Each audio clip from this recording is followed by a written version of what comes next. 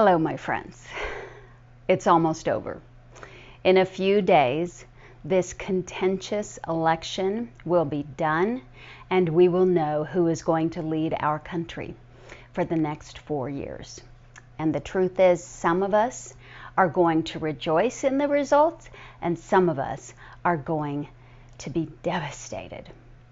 It reminds me of an election a number of years ago when I was not excited at all. In fact, I was devastated about the results. Our world was spinning faster and faster out of control, and it felt like we just took one giant step toward doom and destruction. And I remember distinctly going to bed and begging the Lord for his help for America. In fact, I write about it in my book, Would I Really Marry My Cat? Now, the story behind the title we will save for another day. But this is what I wrote and what I said to God that night. Seriously, God, I know that you are sovereign, and this has not caught you by surprise. But I also know that the king's heart is like channels of water in your hand. You can turn it wherever you want. God, help us. And with that, I put my head down on the pillow and sobbed myself to sleep, begging the Lord for a miracle. The next morning I woke up, results were still the same, and I was still as devastated. But you know, before my feet hit the ground that morning, the Lord radically altered my perspective. I was so worried about where we were headed, what was going on in the world, how I could help. There are so many people hurting. What could little old me do, and especially now under these political conditions?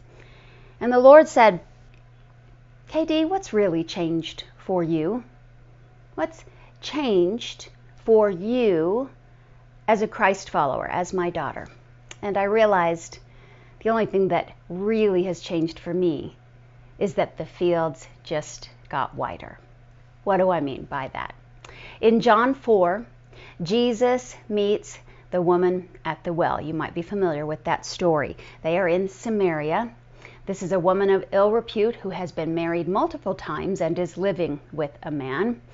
And Jesus meets with her and engages in conversation with her at the well. Now, that would have been shocking at that time, because men did not meet alone with women unless they were their wives, and certainly not women of ill repute.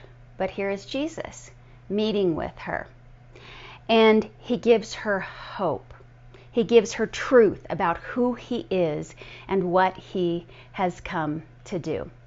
You know, at that time, it was also a politically tumultuous time in the world. The Jews were oppressed by the Romans, by man. And they thought that when Jesus came, he would deliver them from that oppression of man. But instead, he delivered the world from the oppression of sin and death. And as he is telling her about who he is and giving her hope, she then returns to the town to tell all of the townspeople that the Savior had come to deliver them from sin and from death. Now, she goes back to town, and in the meantime, the disciples come back.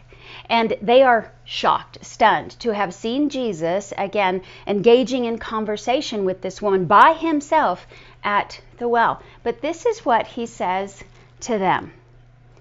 Do you not say there are yet 4 months and then comes the harvest?